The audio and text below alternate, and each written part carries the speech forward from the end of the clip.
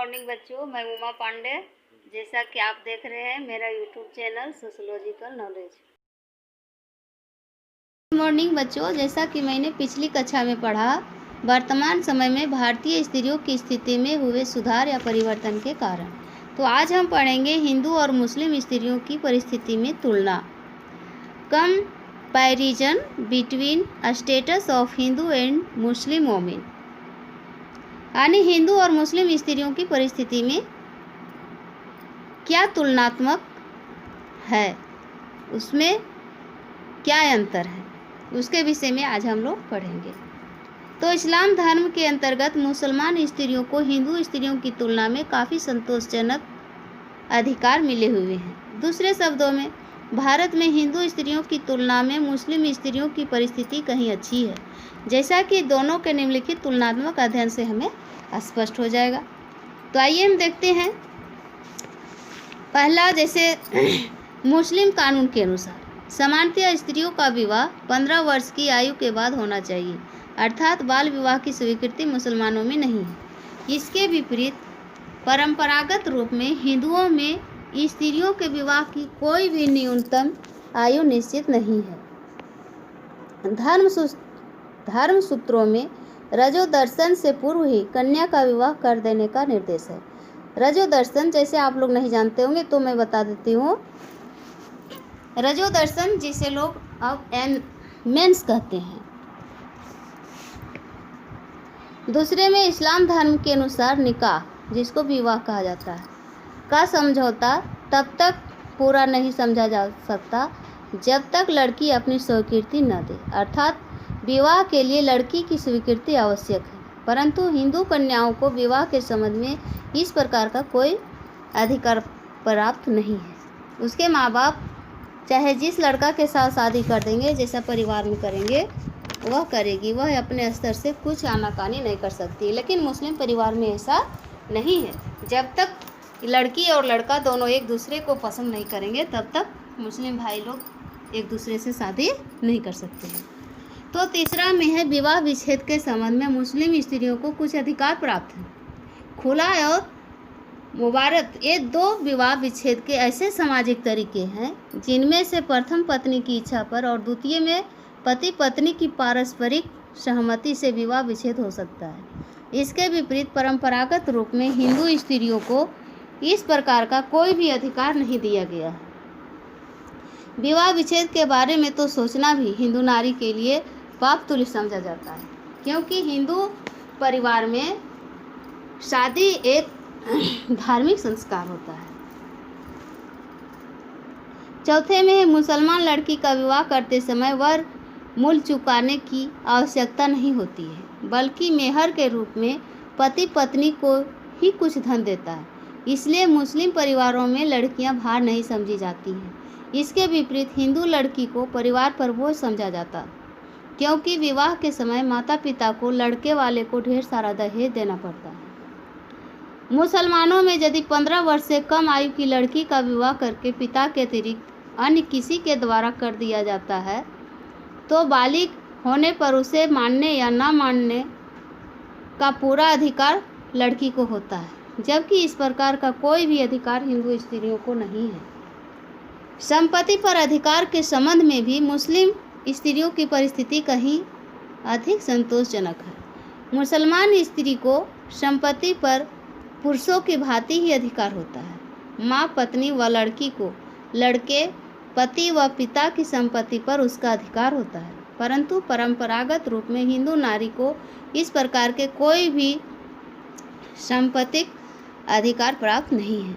जहाँ तक पर्दा प्रथा, शिक्षा प्राप्त करने का अधिकार, नौकरी करने का अधिकार, सामाजिक मेल मिलाप संबंधी अधिकारों का प्रश्न है, तो हिंदू स्त्रियों और मुस्लिम स्त्रियों की परिस्थिति प्रायः समान ही है। तो इसके आगे हम पढ़ते हैं मुस्लिम महिलाओं की स्थिति में परिवर्तन की शुरुआत। 3 तलाक की प्रथा, the beginning of change in the status of Muslim women, triple तलाक, यानी मुस्लिम महिलाओं की स्थिति में परिवर्तन की शुरुआत। मुस्लिम महिलाओं की स्थिति में क्या परिवर्तन हुए? जैसे पहले मुस्लिम परिवार में 3 तलाक की प्रथा थी, और अब 3 तलाक की प्रथा है सो प्रायः समाप्त कर दी गई है कोर्ट के अनुसार से। जैसा कि सर्वविदित है कि मुस्लिम समाज में महिलाओं की स्थिति 3 तलाक की व्यवस्था से अत्यंत दयनीय रही है तथा काफ़ी समय से इस संबंध में अनेक प्रयास होते रहे हैं। अभी हाल में 22 अगस्त 2017 को सुप्रीम कोर्ट ने एक बार में 3 तलाक देने को यह संवैधानिक ठहराकर मुस्लिम महिलाओं के साथ ही हो रहे अन्याय के सिलसिले को रोकने के साथ ही समाज सुधार को गति देने का मार्ग भी प्रशस्त किया है। कायदे से सुप्रीम कोर्ट को किसी भी अमानवीय प्रथा को यह संवैधानिक करारा देने की ज़रूरत ही नहीं पड़नी चाहिए थी, लेकिन 3 तलाक के मामले में ज़रूरत इसलिए पड़ी क्योंकि तमाम मुस्लिम धर्मगुरु और साथ ही मुस्लिम पर्सनल लॉ बोर्ड के पदाधिकारी इस प्रथा को गलत मानने के बावजूद अमान्य अवैध करारा देने के लिए तैयार नहीं थे। पता नहीं क्यों वे तलाक के न्यायपूर्ण तरीके उपलब्ध होने के बावजूद 3 तलाक पर जीत पकड़कर बैठ गए थे। इससे भी खराब बात यह थी कि सत्तारूढ़ राजनीतिक दल के अलावा अन्य कोई राजनीतिक दल मुस्लिम महिलाओं को आतंकित करने वाली इस प्रथा के मामले में या तो मुस्लिम पर्सनल लॉ बोर्ड की तरफदारी कर रहे थे या फिर ऐसे खोखले तर्क देकर कन्नी काट रहे थे कि समाज के भीतर से ही सुधार होना चाहिए। क्या इससे दयनीय और कुछ हो सकता है कि जिन राजनीतिक दलों की पहली जिम्मेदारी ही समाज को दिशा देने की होती है वही सबसे बच रहे थे। तो इसी तरह से मुस्लिम परिवारों वाली स्त्रियों को 3 तलाक से रोका गया, क्योंकि एक फूलता फलता परिवार अगर गुस्सा में अगर यदि कोई तलाक कह दे तो उनका परिवार है सो टूट जाता था।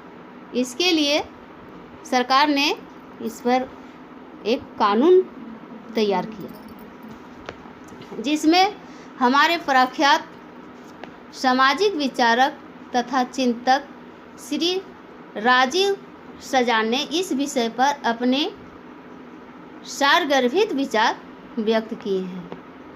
उनके ही शब्दों में 3 तलाक पर सुप्रीम कोर्ट का फैसला केवल यही नहीं कहता कि तलाक का यह तरीका यह संवैधानिक और मुस्लिम महिलाओं के लिए अन्यायपूर्ण है, बल्कि परोक्ष तौर से यह भी रेखांकित करता है कि 3 तलाक की पैरवी करने वाले लोग मुस्लिम समाज को पिछड़ेपन की गिरफ्त में जकड़े रखकर इस समाज का यह हित ही कर रहे थे। 3 तलाक पर सुप्रीम कोर्ट को फैसला देने की ज़रूरत इसलिए पड़ी क्योंकि समाज का यह हित ही कर रहे थे। 3 तलाक पर सुप्रीम कोर्ट को फैसला देने की ज़रूरत इसलिए पड़ी क्योंकि 3 तलाक का शिकार इंदौर की शहबानो नाम करके एक स्त्री थी, जिनको सन 1985 में जब गुजारा भत्ता की मांग को लेकर सुप्रीम कोर्ट पहुंची और कोर्ट ने उसके पक्ष में फैसला सुनाया तो उस समय की सरकार इस फैसले को खारिज करने पर तुल गई। शहबानो के पति का तर्क था कि मुस्लिम पर्सनल लॉ के तहत वह केवल मेहर की रकम देने को बाध्य है और वह उसे दे चुके हैं। सुप्रीम कोर्ट ने इस तरह के तर्क नहीं माने और उसने शहबानो को गुजारा भत्ता देने के आदेश दिए। मुस्लिम समाज के नेताओं ने इसे अपने पारिवारिक और धार्मिक मामलों में दखल माना।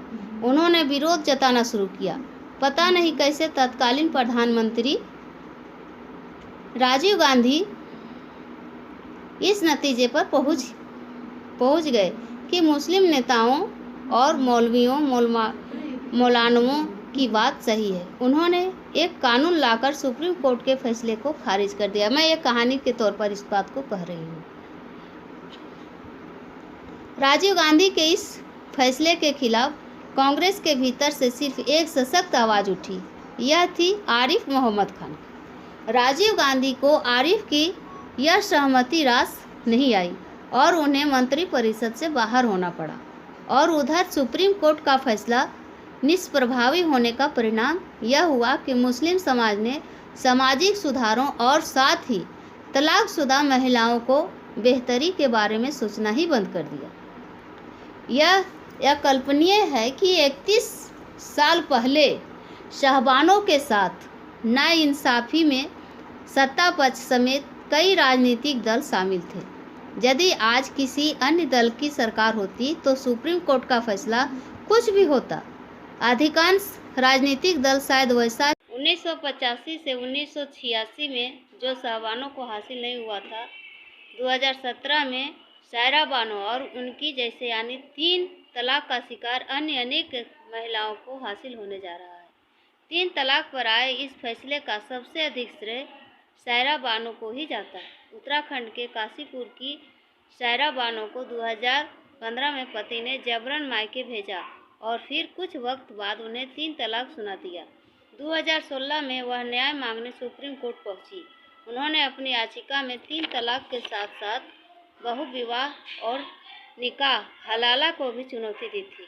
कुछ समय बाद ऐसी ही कुछ और याचिकाएं सुप्रीम कोर्ट पहुंची। विडंबना यह रही कि मुस्लिम पर्सनल लॉ बोर्ड 3 तलाक को गलत तो मानता रहा, लेकिन उसे अमान्य करने के लिए तैयार नहीं हुआ।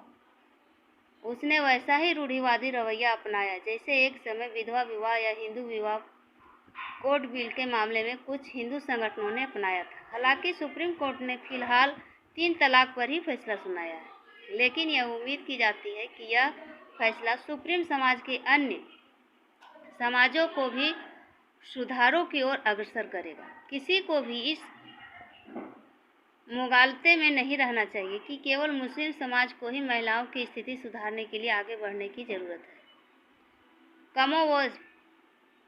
कमोबेश ऐसी ही ज़रूरत अन्य समाजों को भी है, क्योंकि अपने देश में महिलाओं की स्थिति कोई बहुत अच्छी नहीं है। लिंग अनुपात में असंतुलन से लेकर महिलाओं के साथ होने वाले अपराध यही बताते हैं कि उन्हें वह सम्मान और आदर हासिल नहीं, जिसकी कम से कम इस 21वीं सदी में वे हकदार हैं। किसी देश का समाज कितना सभ्य है, इसका पता वहाँ की महिलाओं की स्थिति से कहीं बेहतर ढंग से चलता है। महिलाओं की स्थिति के लिए समाज के रुख रवैये के साथ साथ उसे सबसे अधिक प्रभावित करने वाले राजनीतिक जिम्मेदार हैं। इतना ही नहीं, भारत सरकार ने सुप्रीम कोर्ट के उपरोक्त निर्णय के संबंध में 28 दिसंबर 2017 को संसद के निम्न सदन लोकसभा में मुस्लिम महिला विधेयक 2017 पेश किया। यह विधेयक उसी दिन बिना किसी संशोधन से पास हो गया। अब यह बिल राज्यसभा से पास होने के बाद राष्ट्रपति की स्वीकृति के बाद कानून बन जाएगा। इस कानून के पास होने पर मुस्लिम समाज में 3 तलाक गैर कानूनी घोषित कर दिया है। इस कानून के द्वारा 3 तलाक को एक दंडनीय अपराध घोषित किया गया और समाप्त कर दिया। ठीक है।